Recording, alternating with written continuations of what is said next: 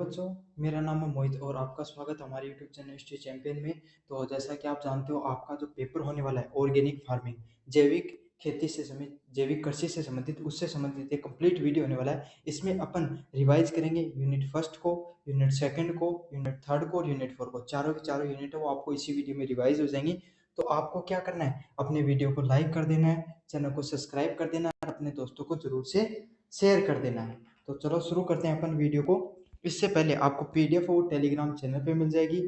अपने और अन्य वीडियो देखना चाहते हो वो प्लेलिस्ट में मिल जाएंगे। साथ के साथ आपको जो अपने अगर कोई प्रोडक्ट खरीदना चाहते हो किसी भी चीज़ से संबंधित, तो यहाँ पर लिंक दे रखा है, यहाँ पर जाकर क्लिक करके प्रोडक्ट वाले ऑप्शन पे आप कोई किताब खरीदना चाहते हो राजस्थान जीके की या फिर दिल्ली पुलिस की, आप खरीद सकते हो। आपको सबसे ज़्यादा डिस्काउंट वो देखने को मिल जाएगा। तो चलो शुरू करते हैं जैविक खेती के बारे में। तो भाई, जो ये वीडियो ने देख रहे हैं लगभग स्टूडेंट कटे हुए अपना आसा पासा का शेखावाटी क्षेत्र का है। तो हुण के जैविक खेती से संबंधित प्रश्न तो जरूर हुण खेती के बारे में तो लगभग बेरो। और जैविक खेती की वह जो खेती है, आपका रासायनिक उर्वरक होगा, वैशाली पदार्थ न छोड़ के जो अपनी परंपरा थी, जब गोबर गाय से निकले हो, गोबर की वगैरह की खाद बन गई, घर से निकले हो कचरा से, जो रसोई से निकले हो कचरा से कोई खाद बना दी, केचुआ की खाद होगी, जो पारंपरिक खाद यूज करी जाए करती पहले का टाइम में, उन्हीं के कहे जाए उका आधारित पे जो खाद यूज करी जाए उन जैविक खेती के रूप में जाना जाए। या फिर अया की खेती जिसके अंदर कम से कम रसायन है, उनको उर्वरका को प्रयोग हुआ है। समझ में आ गया? अब आपको फिर से समझा दूं, जैविक खेती एक ऐसी पद्धति है जहां पर रासायनिक उर्वरकों और कीटनाशक और विषैले पदार्थों का प्रयोग नहीं किया जाता है। तो आपके सामने जो जैविक खेती है, एक ऐसी कृषि पद्धति होती है जहां पर रासायनिक उर्वरक होते हैं उनका प्रयोग नहीं होता है, कीटनाशक और विषैले रसायन होते हैं उनका प्रयोग बिल्कुल भी नहीं हुआ, मतलब जहरीला रसायनों को बिल्कुल भी प्रयोग देखने को मिला। फिर है इसके बाद केवल इसमें केवल किस प्रकार की खाद यूज की जाती है, केवल प्राकृतिक खाद के रूप में गोबर, कंपोस्ट, हरी खाद हो गई और जैविक उर्वरक जैसी चीजें हैं वो यूज की जाती हैं। और इससे पारंपरिक तकनीक का उपयोग किया जाता है। कौन सी तकनीक का? जो पारंपरिक तकनीक, जो पहले से अपने तकनीक चली आ रही है, उसी का उपयोग में लिया जाता है। समझ में आ गया? जो आपके सामने जो पारंपरिक तकनीक, जो पहले अपना बड़का जो यूज किया करता ना, गोबर की खाद बना ली, केचुआ काचुआ की खाद हो जाए करती, घिरा कोई सब्जी वगैरह निकलती उन दबा दी हो तो इससे खाद बनी गई, वो कोई उपयोग करो जाए। जो रासायनिक उर्वरक हुए हैं, जहाँ पेस्टिसाइड होगी, यूरिया होगी, नाइट्रोजन होगी, और पकाने के लिए भी कोई भी फल ने वस्तु ने पकाने के लिए भी अलग अलग प्रकार का जो कीटनाशक यूज करे जाए, उनको उपयोग में कौन लिया जाए। अगले वाले की बात करें, खेती और जैविक खेती, फार्मिंग और ऑर्गेनिक फार्मिंग में क्या फर्क होता है? तो खेती क्या होती है आपके सामने? भूमि से खाद्यान्न व अन्य उत्पादों को प्राप्त करना। तो देखो, खेती की सिंपल सी भाषा में समझाऊंगा थाने। अफा के एक ना अपने पास घर 1 किलो गेहूं पड़े ही, 1 किलो गेहूं अफा ठाया और अपने खेत हो उके अंदर दबा दिया। समझ में आ गया? पानी पुनी दी उके अंदर, क्यों 1 किलो से अपना 10 किलो अनाज है वो उत्पन्न हो, या 20 किलो 30 किलो जितना भी हो उतना अनाज उत्पन्न हो। तो खाद्यान्न से खाद्यान्न बनाने की जो प्रक्रिया होती है उसी को क्या कहा जाता है? कृषि के नाम से जाना जाता है। अगले वाला पॉइंट है, जैविक कृषि कौन सी होती है इसमें? तो जैविक कौन सी प्रकार की कृषि होती है? ऐसी खेती जहां पर प्राकृतिक संसाधनों का उपयोग करके टिकाऊ और स्वस्थ उत्पादन किया जाता है। मतलब ऐसी प्रकार की खेती जहां पर क्या, प्राकृतिक साधन जैसे गोबर की खाद हो गई, प्राकृतिक खाद हो गई, हरी कंपोस्ट हो गई, उसका उपयोग में करके अपन क्या, एक टिकाऊ और स्वास्थ्यवर्धक उत्पादन करने वाली खाद का उपयोग बनाते हैं। उसी को क्या कहा जाता है आपके सामने? जैविक खेती के नाम से जाना जाता है। मुझे उम्मीद है आपको समझ में आ गई सारी की सारी चीजें। अगले वाला पॉइंट है जैविक खेती की अवधारणा और विकास। तो जैविक खेती है उसकी कैसे विकास होता है आपके सामने, उसको अपन समझेंगे। तो आपको पता है 20वीं शताब्दी में रासायनिक खेती होने वाले नुकसानों का इसका विकास हुआ। कद हो इको नुकसान हाल फिलहाल में ज्यादा सुनने मिले। वैसे आजकल ते सुनो ना कि ऑर्गेनिक फार्मिंग भाई है, जैविक खेती भाई चीज है। और आजकल अफा भी अपने घर जो खेत में कोशिश करा कि यूरिया वगैरह को कम प्रयोग करा और जो गोबर वाली खाद को प्रयोग करना शुरू कर दिया है। यो अपने भी आसपास ये बदलाव देखने मिल रहे हैं ना। ये क्यों देखने मिल रहे हैं? क्योंकि अब धीरे धीरे जो लोग पाटो की यूरिया से इंसान का अलग अलग प्रकार की बीमारी देखने मिली, जो जहरीला कीटनाशक गिरा, इससे भी अलग अलग प्रकार की बीमारी देखने मिली। तो लोग के इको प्रयोग कम करना चाहिए और अब जैविक खाद को प्रयोग ज्यादा करना चाहिए। विश्व स्तर पे FAO और IFMO जैसी संस्थानों ने, जो नेशनल एग्रीकल्चर जैसी, जो इंटरनेशनल एग्रीकल्चर जैसी आपके सामने जो ऑर्गेनाइजेशन होती हैं, उन्होंने क्या इसको ज्यादा प्रोत्साहन देने का क्या किया है, प्रोत्साहन किया है। और भारत में 2000 सन 2000 बाद में national programme on organic production NPOP का नाम अच्छे से याद कर लेना, national programme for organic production, national programme of organic production के नाम से इसको अच्छे से याद कर लेना। ये प्रोग्राम लॉन्च करेगा। अभी वो प्रोग्राम है कि मतलब कि जनता है, जो लोगों को प्रोत्साहित किया जाए, उसमें क्या जैविक खाद है, उसके माध्यम से कृषि करने के लिए लोगों को प्रोत्साहित किया जाए। उस प्रोग्राम को क्या नाम है, NPOP के नाम से जाना जाता है। अगले वाला है जैविक खाद के सिद्धांत। तो जैविक खाद जो आपको देखने को मिलती है, उसके क्या सिद्धांत होते हैं, उसके अलग अलग प्रकार के सिद्धांत देखने को मिलते हैं। जैसे स्वास्थ्य का सिद्धांत, पहला सिद्धांत कौन सा है, स्वास्थ्य का सिद्धांत। इसमें क्या है, मिट्टी, पौधे, जानवर और मनुष्य का स्वास्थ्य आपस में जुड़ा होता है। मतलब सीधी बात है, अब देखिए करियो कोई यूरिया छिड़की या कोई पेस्टिसाइड छिड़को आप थारे खेत में, तो वो क्या हो, उसे जो जहरी जो जहर थो वो खेत को जड़ में चले गए पौधा का, और जड़ में जाके के थारा शरीर में चले गए, है ना। पौधो उग्यो भाई, कोई भी पौधो उग्यो, उससे के जो गेहूं वगैरह उग्यो वो मायने चले गए वो जहर, और फिर वो अपने शरीर में चले गए। અહીંયા भी नहीं समझ में आयो।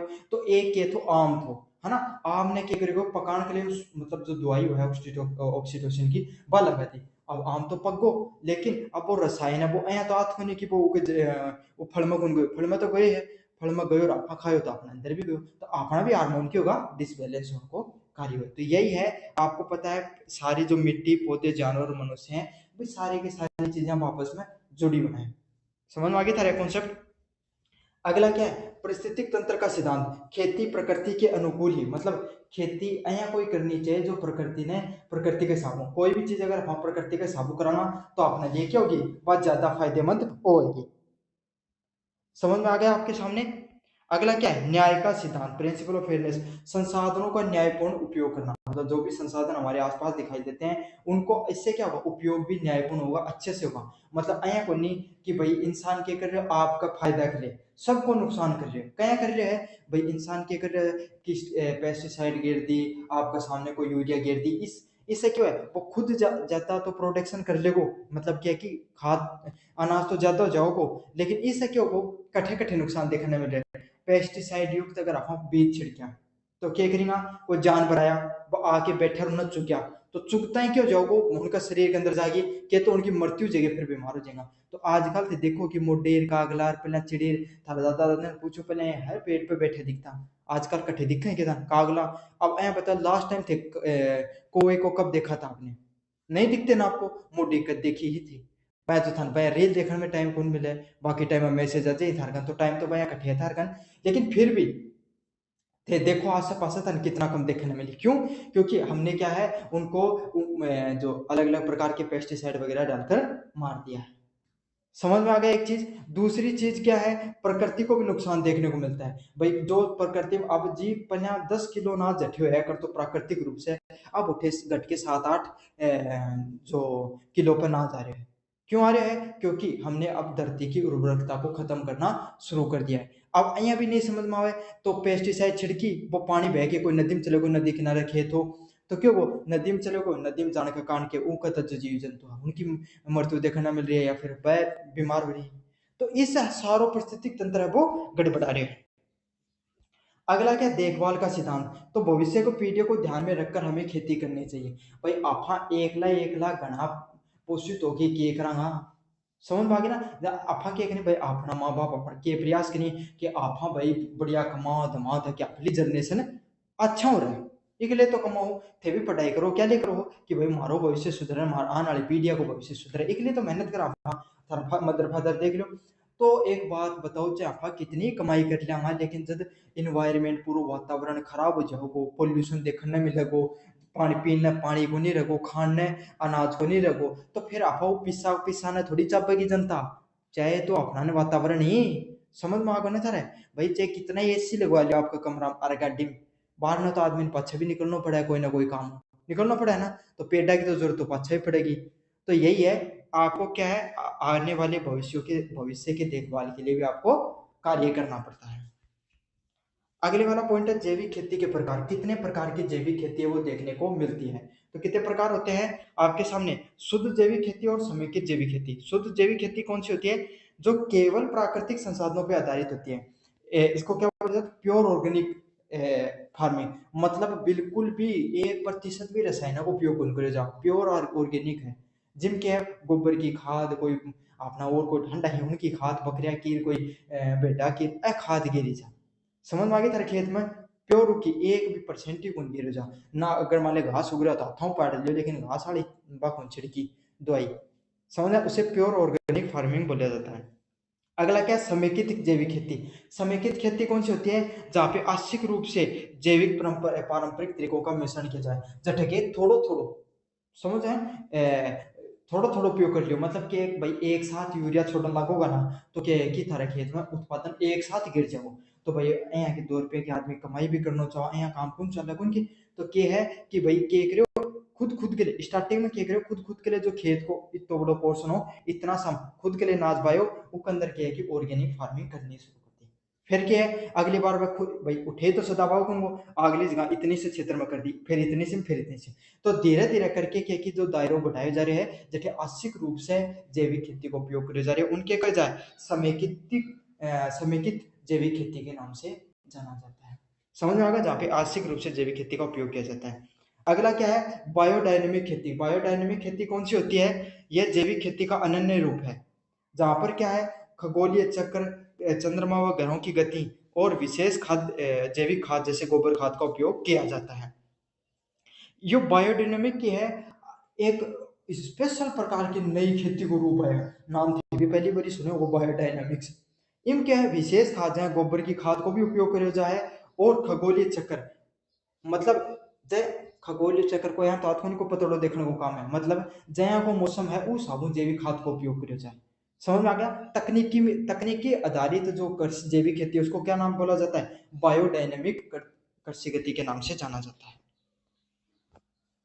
जैविक खेती की आवश्यकता व लाभ। भाई जैविक खेती की जरूरत ही कठी पड़ गया अपना।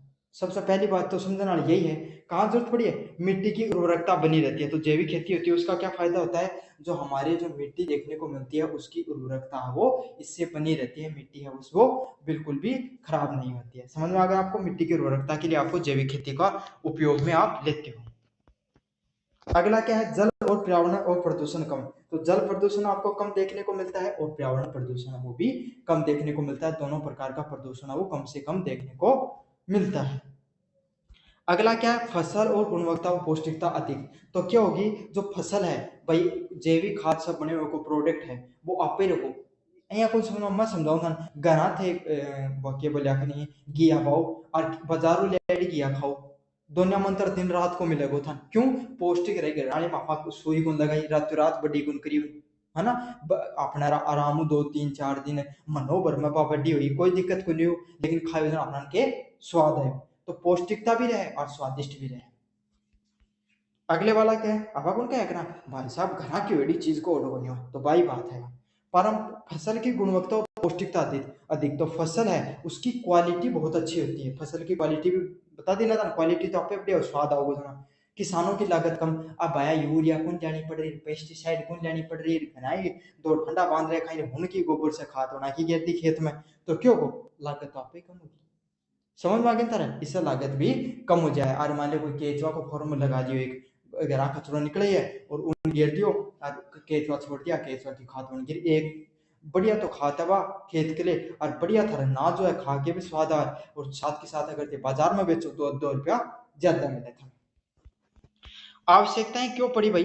रासायनिक खेती से होने वाले नुकसान से बचने के लिए। भाई कोई भी चीज है उनकी जरूरत कद पड़े, जब के है जो रासायनिक खेती से होने वाला अलग अलग प्रकार का नुकसान हो जाए उससे बचने के लिए रासायनिक खेती को उपयोग में लियो जाए। अगला क्या है? जलवायु परिवर्तन एवं स्वास्थ्य संबंधित समस्याओं का समाधान। मतलब क्या हो रहा है कि जलवायु जो आजकल इन्वायरमेंट है ना, वातावरण, इन जो बदलाव देखने मिल रहे हैं, और स्वास्थ्य संबंधित जो भी बीमारी उन्हें रोकथाम करने के लिए आप क्या कर रहे हैं? इनको उपयोग में ले रहे। अब अगले वाला पॉइंट क्या? पारंपरिक खेती बनाम जैविक खेती। तो पारंपरिक जो पुरानी खेती है और अब का टाइम की खेती, दोनों में क्या अंतर है? पहला क्या है? उर्वरक। पुराने टाइम में जो उर्वरक हुआ करते थे आपके सामने, उसमें कैसे प्रयोग किया जाता था? उर्वरक वही जो रासायनिक खाद से बने हुए ना, उन क्या रखो ओके जगह जैविक खेती में की को उपयोग करो जाए, आपका गोबर कंपोस्ट हरी खाद को उपयोग में करो जाए, उर्वरक को प्रयोग में को नहीं लियो जाए।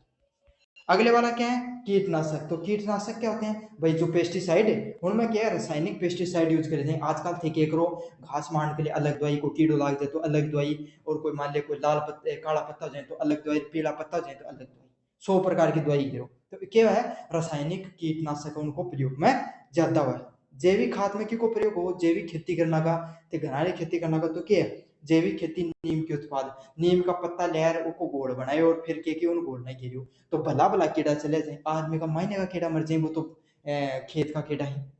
समझ में आ गया ना आपको? तो यही है, नीम से बने हुए उत्पाद या फिर और कोई ऐसे उत्पादों का उपयोग किया, जड़ी बूटियों का, जिससे क्या भाई आपके सामने जो कृषि है वो देखने को मिली। तो भाई रसायन तो आ जाए ही काल काल तक 1900, या आपका आपने केवल हरित क्रांति के बाद में 1960 के बाद में, लगभग 1965 के आसपास हरित क्रांति लागू करी गई।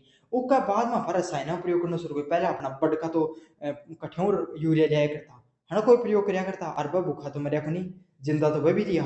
तो यही है कि आप जैविक कीटनाशकों का और नीम उत्पादों का उपयोग करना शुरू कर दो भाई। ऐ तो आज को नहीं कि होने वाला खेती का कदे कीड़ा लागे ही नहीं, अपने कहीं लाग रहे लागे तो उनका भी करता, और इलाज तो कोई भी किया करता, तो वह क्या किया करता, नीम वगैरह होगी और कोई पत्ता पुत्ता को बना बुनो के घोल घाल और वह गिरा करता, इससे आराम आ जाया कर, तो कीड़ा सट जाता। मिट्टी किस प्रकार की होती है? धीरे धीरे बढ़ता है। अब क्या रसायन गिरा ना, एक बार तो दाब से उठे नाच को 150 लग जा, लेकिन मरो बेरो पाटे धीरे धीरे ढेर कम होता जा रही है ना। ऐ कि भाई पिछले साल तो ना जितनो हो और अब की बार तो हो के चक्कर हो, तो चक्कर यह है साहब, थारी जमीन धीरे धीरे खत्म होती जा रही है, बंजर होती जा रही है। यूं क्या है, उर्वरकता बढ़ता है। इम क्या एक बार तो डेरी कम लगेगी, लेकिन धीरे धीरे डेरी बढ़ती चली जाएगी। क्यों? जो जमीन है उसकी उर्वरकता धीरे धीरे बढ़ता है। अगला क्या है? उत्पादन कैसा होता है? अधिक परंतु अस्वस्थकारी। मतलब उत्पादन होगो तो घणो, ढेर तो घणो बहुत बड़ो लागोगो, लेकिन बेरो पाट्यो वो ढेर का चक्कर में खानो शुरू करियो तो आदमी ढेर होगो। समझ में आ गया ना? आज का दिन 100 प्रकार की बीमारी देखो, आदमी का बीमारी हो तो सीधी किडनी फेल हो आजकल। पहले को नहीं करती ना आप भाई, पहले कोई आदमी का किडनी कैंसर यहाँ की बीमारी कोई हाँ तो कोई गाँव में सुना करता, शहरा में सुना करता कि बड़ोड़ा हॉस्पिटल में भाई फलाने आदमी को कोई कैंसर है। अब आया बेरो पाटा के गांव में तीसरा आदमी को कोई हॉस्पिटल में जा रहे हो को घोषित करियो जा रहे है। क्यों? क्योंकि आप रसायन को इतना प्रयोग कर दियो, इतनी घटिया चीज खाई ही, अपना स्वास्थ्य को हाँ ध्यान ही को रखियो, यूं कैंसर होने शुरू हो गया। तो ये क्या होता है? स्वास्थ्य के लिए अस्वस्थ खाई होता है। अगला क्या? संतुलित व पोषक। अच्छा, अब इनके फायदे है, या जो हम जैविक खेती में इन संतुलित मात्रा में रहेगी सारी चीज, समझ में आ गई? पोषण भी बढ़िया मिलेगा था।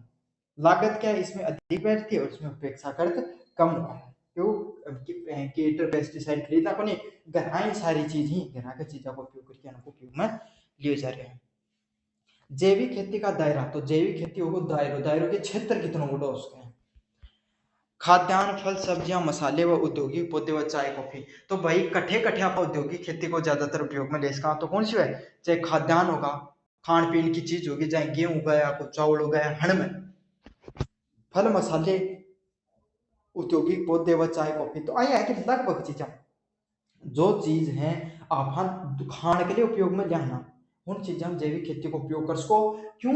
अब मान लिया कॉटन है, कॉटन उगा रहे, हाँ कपास उगा रहे हैं, तो कपास में यूरिया गेरना चाहो या और कोई चीज पड़ा गेर दो। क्यों? क्योंकि वो खावा थोड़ी कपास ना पा कौन खावा ना, है ना भाई, खड़ बिनोले बने खाए जाए, लेकिन इंसान तो कौन खाना वो चीज ने। तो वो किस जगह जितना उत्पादन हो उतना किया, और रबर का उत्पादन हो रहा है, रबर भी उत्पादित हो है, तो उम यूज करो जितो रासायनिक को करना है। ऐ तो आपको नहीं वो रबर ना आप खाना बैठा हुआ, लेकिन अगर आप हाँ अपने घर के लिए कोई सब्जी उत्पादित कर रहे हैं, हर उसके अंदर भी गिर रहा, तो भाई नुकसान तो देखना नहीं।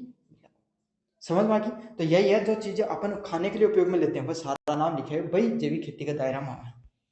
अगला क्या? घरेलू व अंतरराष्ट्रीय बाजार में मांग। तो अब धीरे धीरे लोगों को समझ में आती जा रही है कि या जो खेती है ना रासायनिक वाली खेती, इनमें अपन ज्यादा बीमारी बढ़ रही है। तो क्या चाहे घरेलू बाजार हो चाहे आपके सामने इंटरनेशनल बाजार हो, मांग धीरे धीरे की बढ़ती जा रही है जैविक खेती की। अगला क्या है? भारत जैविक उत्पादों के निर्यात में उभरती शक्ति है। तो भारत के धीरे धीरे जो जैविक खेती है उन एक बड़ो नाम बढ़ते जा रही है।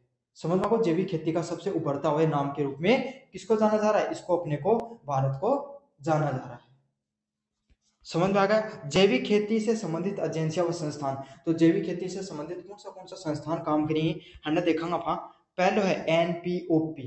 एनपीओपी की है national programme on organic production, अच्छे से याद कर लेना, national programme on organic production, समझ में आ गया। तो national programme on organic production है, ये एनओपी गवर्नमेंट के द्वारा एक 2000 के बाद में लागू किया गया प्रोग्राम था, जिसके अंतर्गत आपको क्या जैविक खेती को प्रोत्साहित किया जाता था, जैविक उत्पादकों को प्रोत्साहित किया जाता था। अगले क्या है एनपीडीए। एनपीडीए क्या होता है, एग्रीकल्चर, वो कोई पीड़ा से संबंधित कोई रोग को नहीं, वो मैं समझा चुकी है। Agriculture and process food product export and export development authority, ये क्या आती है, एग्रीकल्चर से जो खाद्य जो सामान है उन उसका फूड प्रोडक्ट और एक्सपोर्ट से संबंधित है। मतलब ये क्या करे, अगर कोई एग्रीकल्चर को कोई प्रोडक्ट आ रहे हैं है ना, जैविक उत्पाद, तो यह संस्थान क्या करेगी, उन बाहर में विदेश में या भारत में बेचने को कार्य करे। समझ में आ गई। IFOM यह कि international federation of on agriculture movements, तो यह है कि भाई एग्रीकल्चर ना बढ़ावा देने की अंतरराष्ट्रीय संस्था है। ये नाम रट लेना ही, रटोगा कठिन, टेलीग्राम पर पीडीएफ पड़ी हुई है, जाके पढ़ लिया। अगले क्या, फ्लो चार्ट के रूप में समझ अपन चीजों को। प्राकृतिक संसाधनों से जैविक खेती का उपयोग किया जाता है, जैसे गोबर की खाद, कंपोस्ट की खाद व हरी खाद के रूप में इन्हें जाना जाता है। समझ में आ गया। मिट्टी की उर्वरकता बनाना काम किए भाई, मिट्टी की उर्वरकता बनावे धीरे धीरे, या है ना, ओले ओले चल जना आदमी खाओ सुने रही है ना, कि आदमी धीरे धीरे खाना जना के चावल खा और जल्दबाजी कर होठ जल जी, तो भाई बात है वो, या जो अपनी उर्वरक या यूरिया है ना, या होठ जलाना कोई काम करे। अगला क्या है, प्राकृतिक कीट प्रबंधन, तो नीम हो गया, जैव कीटनाशक हो गई, ये आपको क्या करते हैं, प्राकृतिक कीटनाशक के रूप में उपयोगकारी होते हैं। अगला क्या है, स्वास्थ्य व पौष्टिक उत्पादन, तो फायदों की है, स्वास्थ्य के लिए भी बढ़िया है, पौष्टिक चीजें अभी से देखने मिले हैं। अगला क्या, किसानों की आय और पर्यावरण, भाई 2 रुपया ज्यादा मिले जैविक खाद का प्रोडक्ट, क्यों कम हुआ है, कम हुआ है, जहाँ कोई चीज के बाजार में कम मिले, एप्पल को फोन महंगो क्यों, कि बाजार में कम मिले, महंगो मिले, जना कम जनता खरीदे, जना की ब्रांड वैल्यू ज्यादा है। समझ में आ गया, अब धीरे धीरे हर चीज था रहा है। अब बढ़ाऊंगा यूनिट नंबर 2 की तरफ, जैविक पौधे का पोषण प्रबंधन। तो जैविक पौधा होता है, उसको किस किस प्रकार के पोषण देने की जरूरत पड़ती है ताकि वो अच्छे से उगे, है ना। भाई कोई भी आदमी हो, आदमी ने भी किया कि भाई अलग अलग प्रकार की, कदे दूध खार, कदे दही खार, कदे खाबो फल फ्रूट, जने तो मोटो है ना, अही भाई को पौधो है उन्हें भी पोषण की जरूरत पड़े ताकि वो भी पौष्टिक बने। तो देखांगा क्या की जरूरत पड़े है। पहला है पौधे की वृद्धि व उत्पादन हेतु पोषक तत्व आवश्यक, तो आपके सामने जो पौधा होता है उसकी वृद्धि के लिए और उसके उत्पादन के लिए आपको क्या पोषक तत्वों की आवश्यकता है, पोषक तत्वों की जरूरत है। समझ में आ गया आपको, जो पौधे की वृद्धि करने के लिए, पौधे को बढ़ाने के लिए और उसके पोषक तत्वों की आवश्यकताएं होती हैं। अगला क्या है, जैविक कृषि में पोषण प्रबंधन, तो जैविक कृषि जो भी की जाती है, जैविक खेती जो भी की जाती है, उसमें पोषण की जरूरतें होती हैं, जैसे कि प्राकृतिक खाद हो गई, कंपोस्ट हो गई, हरी जो खाद हो गई, वर्मी कंपोस्ट होगी, वर्मी कंपोस्ट की है ये जो केंचुआ वाली खाद है बोली जाए वर्मी कंपोस्ट, और जैव उर्वरक हो गए आदि दिए जाए। तो जरूरी को नहीं कि अपने गोबर की खाद यूज करी जाए, जैविक खाद भी कई प्रकार की खाद है। समझ में आ गई ना थारे, है ना, कि मालिक तो रसोई से बनावा अपना खाद एक या कर सका, एक हाथ अपना केंचुआ वाली खाद उपयोग में ले सका, और एक प्राकृतिक जो अपने जानवर होने के द्वारा जो अपशिष्ट से बना है वह भी उपयोग में ले सका। तो अलग अलग प्रकार की खाद है, और भी अलग कोकोनेट को भूसो को, या फिर क्या बोलिया कहीं जो अपना गेहूं है बबाया तो का जो तोड़ो वगैरह उससे भी अपना बना सका। बहुत अलग अलग प्रकार की खाद और जैविक खाद एक प्रकार की बना। इसका उद्देश्य क्या रहता है, मिट्टी की उर्वरकता बनाए रखना व स्थायी कृषि को बढ़ावा देना। तो इसका कार्य क्या होता है, मिट्टी की उर्वरकता, जो जैविक खाद के काम को काम करे कि मिट्टी की उर्वरकता बनाते और स्थायी कृषि न बढ़ावा दे, जो कि कृषि है इन आगे बढ़ावा देने को कार्य करे। जैविक खेती प्रणाली, तो जैविक खेती की जो प्रणाली होती है अपन इसका देखेंगे कि भाई जैविक खेती वास्तविकता में होती क्या है, होती क्या, फसल चक्र, क्रॉप रोटेशन, पहले किम काम आवे, जो फसल है वो रोटेशन में, क्रॉप का रोटेशन में काम आवे। पहला क्या, पोषक तत्व है संतुलन हेतु, तो जैविक खेती होती है उसमें क्या होते हैं, आपको अलग अलग प्रकार के पोषक तत्व डाले जाते हैं और उसका संतुलन हेतु उसके उपयोग में यूज की जा सकती है। समझ में आ गया आपको, ये क्या हो सकता है, आपको कोई मान लीजिए खेत है, समझ में आ गई।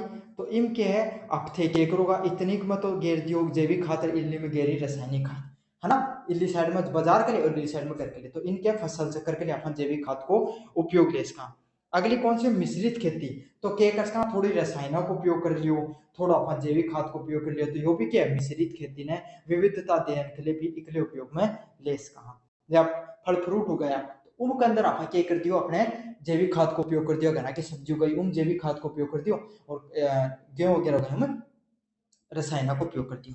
अगला क्या समेकित खेती, समेकित खेती कौन सा होता है जहाँ पे पशुपालन मत्स्य पालन में कृषि का समायोजन, मतलब सीधी सीधी बात है, घना अपन दो जानवर रखा, हाँ सभी रखा है थे लगभग वीडियो देख रहे हो उन लगभग कृषि है कृषि खेती है, तो वह क्या करी तो जो कृषि का उपयोग करते हैं और उन क्या करें हाँ भाई सीधी सी बात है जानवर की गोबर निकले साल भर में जितनी गोबर हो सब खेत में गिरा आपका, कोई का भाई बकरी है बन के गिरे कोई भेड़ है हुन की गिरे कोई का मुर्गा फार्म करे कोई तो मुर्गा फार्म की गिरे सब गिरे ना आपके साबू, तो यही है इनके बोले जब पशुपालन और मत्स्य पालन में कृषि जोड़ दी।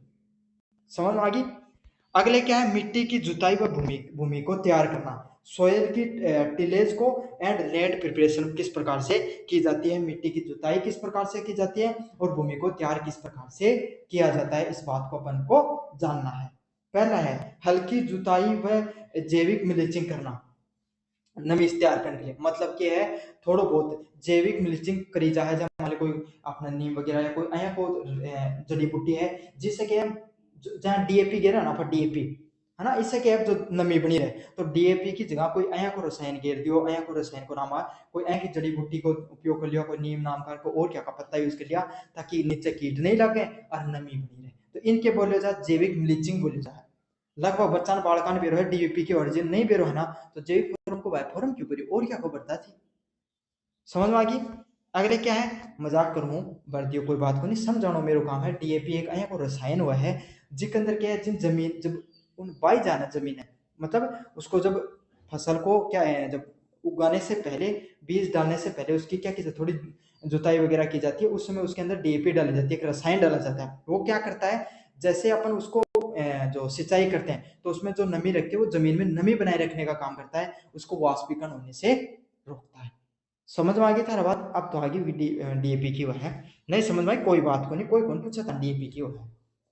भूमि की तैयारी में जैविक खाद मिलाना, अब क्या करो पहले तो भाई कोई नमी रखने के लिए डीएपी वाला काम करा करो, फिर क्या करा करो कोई खाद वगैरह छिड़क दो, तो अब क्या करो जैविक खाद छिड़को, रासायनिक खाद कौन छिड़कनी जैविक खाद छिड़कनी है। अगले वाला पॉइंट क्या है खपतवार नियंत्रण के लिए मल्चिंग का उपयोग, अब क्या करा अब आपने देखा कि वो खेत है खेत में बड़ा एक कोना घास बोल जाता हो रहा है कौन सी दुबड़ी बोली जाता होगा, अब थे परेशान हो रहे कई साल हो गए भाई दुबड़ी निकालता निकल नहीं रही है, हर बार या पूरे खेत में जा तो क्या करा उठे आपा बाजार में जावा कोई दुबड़ी वाली जाके रसायन झट छिड़क दिया, वही क्या रखना है घास तो घास छिड़क दिया, अब क्या करो जा ओ कौन छिड़कना, अब की बार को जैविक मल्चिंग आवा है वह छिड़कनी है रसायन से कौन बन के वह कोई प्राकृतिक उत्पाद से बनी हुई है वह छिड़कनी है थी, अब देखा कि 5-10 दिन बाद में तो दोबड़ी की तो कभी पत्ते कौन दिख रही है ना, तो जैविक मल्चिंग का उपयोग में करना है अपन रसायनों की जगह। अगला पॉइंट क्या है पौधों की किस्म और बीज का प्रबंधन करना, तो अपन क्या करेंगे उच्च गुणवत्ता वाले देसी बीजों का चयन करना, तो एकदम देसी बीज समझ लो घराड़ा बीज अच्छा काठा काठा थाने भी बेरो जो खेती करा के उन्हें बेरो है घर में क्या करा करें कोई भाई को गांव है ना, गांव में 4 घर ही देखे कि मेरे रामलाल वाले खेत में तो बहुत जोर को भी नाज है मोटो मोटो नाज है एकदम, तो क्या करेंगे भाई रामलाल की मम्मी है कि मम्मी ने मान लियो है कि भाई देखियो दे मान ने भी एक थोड़ा सो 20 किलो थालो क्यों दियो ना थालो ना जो चोखो है हालो तो अपनी बार दम को बैठो, तो उनके ग्राउंड लिया ना था, तो यही है वही क्या होते हैं अच्छे प्रकार के बीज की किस्म होती है, या फिर काफी बार जो सरकार की तरफ भी किस्म दिया है और काफी बार अपन जरूरी को नहीं कि भाई दूसरा को उपयोग में लिया बाजार में केंद्र से भी लिहाज का कृषि जो केंद्र है लिहाज का कृषि फार्मा से भी लेके आस का। समझ में आ गया बीज का उपचार, अब थे क्या करो बीज तो लिया करा समझ, फिर बीज को क्या करो उपचार करो तुम क्या करो नीम तेल जैविक कवक नापी और गोमूत्र वगैरह, तो पहले तो क्या कराया करता हूँ रसायन छिड़क दिया करता, अब रसायनों को लालड़ी द्वार कालती द्वार बस रूप सा बीज बना के आए ना वन को प्रयोग नहीं करके क्या करो कोई नीम लगाए, कोई तेल और कोई जैविक चीज अया की लगाई, कोई जैतून जातून को तेल जो कीड़ो कन्ने तो आवे और मड़ो कन्ने आता ही चख है बीज ने और चाखते ही लगो हो इन तो वो स्वाद ही कोनी और चाखता के तो निपट ले और नहीं निपटे तो फरन भाग जाए। समझ मांगी ना। तो अहिया की कीड़ो कन्ने नहीं आनो चाहिए बीज के लिए, अहिया का कोई रसायन हुई रसायन को नहीं, जो जैविक पद्धति की आपके कोई भी चीजें उनको उपयोग में किया जाता है। फिर वही बीज ले आया और फिर बीज लिया के उनको उपचार करते हो। अब क्या करांगा, अब करांगा प्रसार विधियां। अब क्या करांगा, अब भैया को घना तो रखनो को नहीं होना अपना, क्यों अपना थोड़ी खाना उन अपन बोनो है तो को क्या करांगा, बीज कलम रुपाई की जाती है उनके करते हैं बोद्या जमीन में ताकि और हो गया। समझ में आ गया। फिर अगला क्या है, जल प्रबंधन, वाटर मैनेजमेंट। वो क्यों है, ड्रिप व स्प्रिंकलर सिंचाई को बढ़ावा देना। तो किस प्रकार की सिंचाई को बढ़ावा देंगे अपन, ड्रिप व स्प्रिंकलर लगाकर सिंचाई को बढ़ावा देने का कार्य करेंगे। अच्छा ड्रिप क्यों है, वो खेती है इतनी बड़ी खेती है और आले लाग नहीं ड्रिप इनके इतना बड़ा क्षेत्र में आपा के कि जो सिंचाई को लगाने को प्रयोग करा ड्रिप लगा दी, बूंद बूंद पानी पड़ रही है उनके का ड्रिप सिंचाई व स्प्रिंकलर सिंचाई का नाम से जाना। स्प्रिंकलर तो अपना बच्चा नहीं कि बोला कहीं फुहारा, फुहारा ने स्प्रिंकलर बोला है इंग्लिश में, और ड्रिप सिस्टम बूंद बूंद। और आजकल कहेगी भाई बीच का मौसम में देखे तो थे भी बात होगा थारे आसा पास देखे होगा कोई गणा शहर आदमी देख आऊं तो जाऊं ही तो उठे देखे होगा कि तरबूज की बारी बारे के रूप में को पॉलिथीन बिखेरे के रूप काली काली लाइन जारी है ना पतली सी।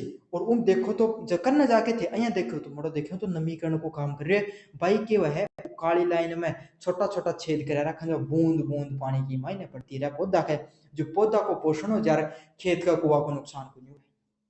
समझ आ गया ना था ना। अगले वाला पॉइंट है कम पानी वाली फसलों का चयन। अफा के कर सका कम पानी वाली फसलों को चयन कर सका। कम पानी वाली फसल घनी प्रकार की गेहूं बाण की जगह पर चनो बादी हो कम पानी लगे, सरसों बादी कम पानी लगे, क्यों अपना अपना कुआ ने भी तो बचा के रखना है, नहीं कुओ जाते रहो तो अपना क्या क्या काम चल रहा। समझ आ गया। तो ये है कि कम पानी वाली फसलों का चयन कर सकते हैं। अच्छा अब ते चाहो कि भाई क्या मत तो बचाऊ मत तो बाऊ गेहूं, तो क्या करोगा, जो थारे घना का है खेत में एक टाको बना लियो है ना, टाको बना के और जो खेत जो थारा घर है उसके अंदर के जितना पानी आ रही है उनके क्यों टाका से जोड़ दियो। समझ में आ गई। या फिर घर को यहाँ को सौदो बना दियो जिनके घर को जो पानी है जो वर्षा जल को संचयन हो सके। समझ में आ गई मेरे समूह तो और कोई चीज बाकी रही को नहीं गई। अगले वाला पॉइंट है हरी खाद। अब क्या हो सारी चीज सोच ली थे बोला गुरु जी जैविक खाद खाद की बात करो बने के यहाँ बात देखा। पहले के खेतों से उगाई गई दलहन फसलें जैसे दाल सांग मूंगे की जुताई कर मिट्टी में मिलाना। तो केक रह जा अब अपना घर का केक नहीं, अपना घर का भी नहीं कि नहीं खेत में काफी बार केक रह जा है जो दाल मूंग को जो भुस्सो है ना वो भाई कठे बिका तो हाथ को नहीं न बिका चना को जो निकल गो तो इनके नहीं खेत में खिंडा दी ताकि क्यों है अगले वो खेत में मिल जा और इससे क्या जैविक उर्वरकता बन जाए। अगला क्या नाइट्रोजन स्थानांतरीकरण करके उर्वरकता की वृद्धि करने का। तो नाइट्रोजन ने जो हर सब पौधा में नाइट्रोजन की उर्वरकता तो नाइट्रोजन उर्वरकता वगैरह का उपयोग में करके स्थानांतरण करके उर्वरकता बढ़ा जाए। क्यों पौधों की मजबूती का तो अध्ययन भी रखे पौधो मजबूत हुआ नाइट्रोजन से पौधा की जड़ में नाइट्रोजन ज्यादा चाहिए तो नाइट्रोजन स्थानांतरित करके आप क्या कर सकते हो उर्वरकता बढ़ा सकते हो। अगले वाला क्या है कंपोस्टिंग। कंपोस्टिंग क्या होता है, इसका सिद्धांत क्या होता है, अपशिष्ट जैविक पदार्थों का प्रयोग करना मतलब बच्चे बच्चे खुचे कचरे का उपयोग में करना, सूक्ष्म जीवों द्वारा उपघटन करना। कंपोस्टिंग क्या खाद बनाना। तो पहले क्या करेंगे आप जो बच्चा खुचा घर जाए रसोई से कोई कचरो बन गो तो उसको उपयोग में ले लियो। सूक्ष्म जीव हो जाए केचो वगैरह है या फिर और कोई जानवर है जो कचरा ने क्या बदल दे खाद में बदल दे उसको उपयोग करना और उससे क्या बनने के बाद में पौष्टिक खाद आपको बनती है। समझ में आ गया आपका। अगले वाले चरण की बात करें तो अगले वाले चरण में अपघटन की शुरुआत करना। किसकी शुरुआत की जाती है, अपघटन है उसका उपयोग। उपघटन क्यों होगा मतलब पहले तो ये सब चीज करो अब क्या होगा सड़नी शुरू हो जाओगी। फिर क्या सक्रिय अपघटन पहले ऊपर पूर्ण सड़ेगी फिर क्या नीचों पूरी पूरी धीरे धीरे सड़नी शुरू हो जाएगी और परिपक्व खाद का निर्माण हो जाता है। समझ आ गई। पहले कितनी सी सड़ेगी, पहले अपघटन मतलब थोड़ा थोड़ा कचरो है वो सड़ना शुरू हो, फिर सक्रिय घटन मतलब सारी में क्या होने लग जाएगी सड़नी शुरू होगी और बाद में परिपक्व खाद को निर्माण हो जाएगा। प्रकार की बात करें तो अलग अलग प्रकार मिलते हैं आपको, गड्ढा विधि सतही विधि व सक्रिय शीघ्र कंपोस्टिंग देखने को मिलती है। तो अलग अलग प्रकार की विधि है। जब मान लिया अपना के घना थोड़ी सी खाद चाहिए तो आप क्या बना सका एक गड्ढू बना के और खाद को प्रयोग कर सका गड्ढो बनायो, सारो कचरो घेरो, कब धीरे धीरे 2-3 मतलब केचुआ छोड़ दिया थोड़ा, वो ना खाद में बता देगा। फिर क्या कर सका, जरूरी थोड़ी है आपने इतने थोड़ी सी बाड़ी है तो ऊपर पर ही छिड़क दिया, आप कन्वर्ट हो जाओगे, तो उनसे दही विधि बोली जाए। फिर क्या, सिंगल कंपोस्टिंग। अब आया था 10 बीघा में चाहिए जैविक खाद, तो 10 बीघा के लिए थे खाडो बना के रहे सत्ता पे छिड़कोगा तो ये खेती। तो क्या सिंगल कंपोस्टिंग के लिए क्या कर सको, और भी कोई प्रकार को थे, कोई भारी मात्रा में केचुआ छोड़ दिया, या 2-3 प्रकार का कोई जानवर छोड़ दिया, और कोई तरीको अपना लियो, रसायन जो कोई जैविक रसायन वगैरह छोड़ दिया, जो मतलब दवाई वगैरह घोल बना के, इससे क्या जल्दी सड़ती हैं चीजें, नमक वगैरह डाल दियो, समझ में आ गई। तो इसको क्या बोला जाता है, शीघ्र कंपोस्टिंग के नाम से जाना जाता है, जल्दी खाद बन जाए चीज से। अगला क्या कारक की बात करें तो नमी, वायु, तापमान व CN अनुपात देखने को मिलता है। तो क्या होता है आपके सामने, नमी कितनी इन्वायरमेंट में नमी है, कितनी वायु में तापमान है, और CN कार्बन और नाइट्रोजन का कितना अनुपात है, इसको अपन कैलकुलेट करते हैं इन सब चीजों में। कंपोस्टिंग की क्या विधियां होती हैं, अलग अलग प्रकार की जो कंपोस्टिंग की जो विधियां होती हैं, इसको समझने का अपन प्रयास करेंगे। पहला कौन सी कंपोस्टिंग होती है, पारंपरिक गड्ढा कंपोस्टिंग। जो पारंपरिक कंपोस्टिंग देखने को मिलती है पारंपरिक रूप से, उसको क्या बोला जाता है, पारंपरिक गड्ढा कंपोस्टिंग के नाम से जाना जाता है। समझ आए, गड्ढों बना के पारंपरिक रूप से खाद वगैरह प्रयोग करना पारंपरिक गड्ढा कंपोस्टिंग के नाम से जाना जाता है। अगला क्या, सिंगल कंपोस्टिंग। तो कंपोस्टिंग का और दूसरा तरीको भी है भाई, कि इथन क्या करो, NADP क्यों है, कोई केचुआ छोड़ दिया, कोई है मतलब कोई नमक वगैरह को, यहाँ को रसायन वगैरह कुछ यहाँ कुछ चीज छोड़ दी, जिससे कि जैविक रूप से जल्दी खाद हवा सड़ जाए, जल्दी कंपोस्टिंग बन जाए। क्यों, बड़े लेवल पर खेती करने के लिए एक तरीका ना अपनाया जाए, छोटा लेवल पर गड्ढा बनाओ, काम कर सका। अगला क्या, वर्मी कंपोस्टिंग, केचुआ आधारित खाद का निर्माण करना। तो एक और क्या भाई, वर्मी कंपोस्टिंग को आ गया है कि केचुआ वगैरह को छोड़कर अपन खाद को निर्माण कर सकते हैं, उसको क्या बोलते हैं, वर्मी कंपोस्टिंग बोल सकते हैं। अब क्या है, अगले वाला पॉइंट है वर्मी कंपोस्टिंग, बहुत बड़ो पेपर है यो थारो, बड़ा टॉपिक है के अंदर। अगले वाला पॉइंट क्या है, वर्मी कंपोस्टिंग। तो वर्मी कंपोस्टिंग वास्तविकता में होती क्या है, केचुए वाली खाद है, जैसे एलिसिया फोर्डिया व यूडुरेसस यूजेनेसिस की सहायता से जैविक कचरे का अपघटन करना। तो ए दो प्रकार का केचुआ थे, सोचा ओ हो गुरुजी बीच में क्या गो इंग्लिश में नाम, ड्रो मत, ए के ही एस्निया फोर्टिडिया और इडुरेसस इग्नेई, ये दो नामक का केचुआ में हण को उपयोग में लेके थे कि को खाद को निर्माण कर सको। अगले क्या है, ये जो खाद निर्मित होती है पोषक तत्वों से भरपूर है, तो अपना तो को खानी तो आज को नहीं पौधा में घेरनी है, जो पौधा में के घेरो ना, जब के बात को थे एक जात को ना, जो थारे एक नंबर बढ़िया एकदम, समझ में आ गई। मिट्टी की संरचना में सूक्ष्म जीवों की सक्रियता को बढ़ जाता है। तो इनमें क्या है भाई, रसायन कीड़ा भी दो प्रकार का है, एक प्रकार का कीड़ा जो अपने फसला के लिए बढ़िया रही, एक प्रकार का कीड़ा जो अपना नुकसान पहुंचाए। भाई एक बात सोचो, समाज में 4 प्रकार का आदमी था, बात करें, दो तो तया चाहे कि वो नीचन पड़ जाए, दो चाहे कि वो पढ़ लिख के जीवन में और आगे निकल जाए, तो सारा एक का थोड़ी हो, तो अब सारा थे जहर थोड़ी देश को, जो था चाहो उनके कर सको आगे बढ़ा सको, जो नहीं चाहो उन्हें जहर देते हो, उदाहरण बताओ मत देती के देते, है ना। तो केकर्स को थे, जैविक खाद का उपयोग करो ना, तो जैविक खाद के करें जो था जो पौधा के लिए, पौधा ने पोषक तत्व देने के लिए, पौधा की बढ़ाई के लिए काम करें, जो कीड़ा उन्हें तो मारे को जो गलत काम करी उन्हें झट दे मारते, समझ में आ गई। तो यही है, इससे क्या होती है, आपको जो बढ़िया वाले जो आपके सामने कीड़े होते हैं, उनकी जो उर्वरकता है, वो उनकी जो संरचना वो बढ़ती है। जैविक खाद के प्रकार, कितने प्रकार की जैविक खाद होती है, टाइप ऑफ ऑर्गेनिक मेजर्स कितने होते हैं, इसके बारे में अपन देखेंगे। पहला क्या होता है, भारी जैविक खाद कौन सी होती है, बल्कि ऑर्गेनिक मेन्योर्स कौन से होते हैं, जिसमें गोबर खाद, कंपोस्ट, हरी खाद है, ये सब खाद देखने को मिलती है, उसको क्या कहता है, भारी जैविक खाद के नाम से जाना जाता है। किस नाम से जाना जाता है, भारी जैविक खाद के नाम से जाना जाता है। समझ में आ गई, जैसे क्या गोबर खाद देखने मिले, कंपोस्ट होगी देखने मिले, हरी खाद देखने मिले, उनके भारी जैविक खाद का नाम से जाना जाए। अगला क्या है, सघन सांद्रव जैविक खाद कौन सी होती है, तो जहां पर नीम खली, महू अकली, अरंडी खली व हड्डी का जो चूर्ण है वो देखने को मिलता है, उसको क्या कहा जाता है आपके सामने, सघन सांद्र जैविक खाद के नाम से जाना जाता है। जिसमें क्या है, नीम की खली होगी, महू आखली हो गई, अरंडी का जो खली हो गई, अड्डी का चूर्ण होगा, मतलब अया की चीज जो नीम की खली की है, नीम का पत्ता वगैरह, समझ आ गई, महू खली, जो अलग अलग प्रकार का पौधा से जो खाद निकला है, उनको नाम से जाना जाए। अगले वाला पॉइंट है जैविक तैयारियां व संशोधन करना। तो जैविक जो आपके सामने खाद होती है उसको किस तरीके से उपयोग में लिया जाता है।